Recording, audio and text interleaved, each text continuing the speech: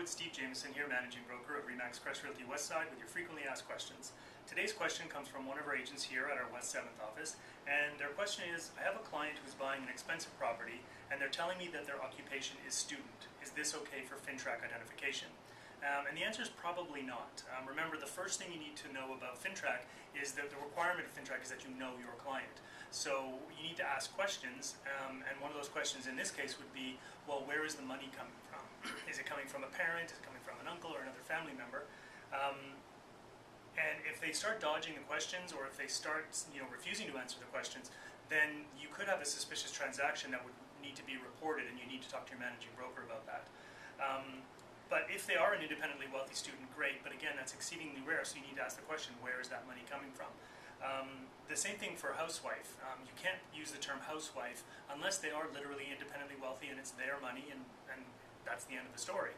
But most of the time, that money is going to be coming from a family member, and so you need to identify that family member using the third party, which is the second page of the FINTRAC form. You need to use the third party identification. You don't need their ID, but you do need to find out who they are. You get their name, you get their address, because that's the source of the money, and that's what's required. And it also means you can't use something like businessman or businesswoman. I see that a lot, and it's not something you should be doing on the FINTRAC form. They want you to be much more specific. Again, the requirement is to know your client. So putting businessman doesn't tell us what the client does for a living. Are they an importer-exporter? Are they a lawyer? Are they a notary? Are they a store clerk? Whatever their occupation is, you can't put businessman or businesswoman. It's too vague. And then when you're dealing with a corporation, remember, the requirement for FINTRAC when you're dealing with a corporation is that you identify the existence of the corporation. So that's going to require you asking for the articles of incorporation. You can probably get that through your office administrator to verify that it's a legitimate corporation and that the person you're dealing with is one of the directors. In addition, you're probably going to want to identify the actual person to make sure that if the director is Joe Smith, that this person really is Joe Smith. So you'd want to identify them as well.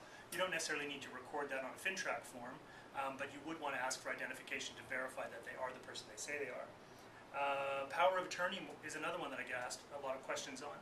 With a power of attorney, the power of attorney is your client. So the person who has the power of attorney, that's your client. That's who you identify on page 1.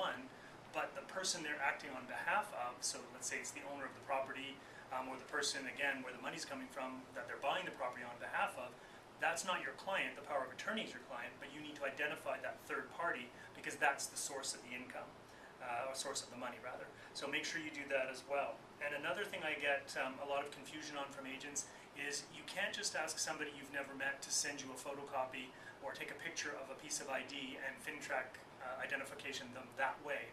You need to physically meet them. So it is a requirement that you know your client by physically meeting them. Now, if this is someone you've done business with before and you've already met them, then that would be fine if they just sent you the information in an email and you could write it on the form.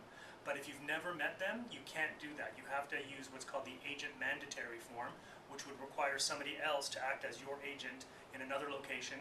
Say it was your client was in Hong Kong and you needed to identify them. You'd have to find a person to act on your behalf in Hong Kong. Could be a lawyer, could be a notary, potentially could be another RE/MAX office. In our case, we've all agreed to do that for each other. And so you'd have somebody there identify your client and fill out that different form. It's not the same form you normally use. It's called agent mandatory. So I know it's a lot, but I just wanted to make sure that you understood all of this.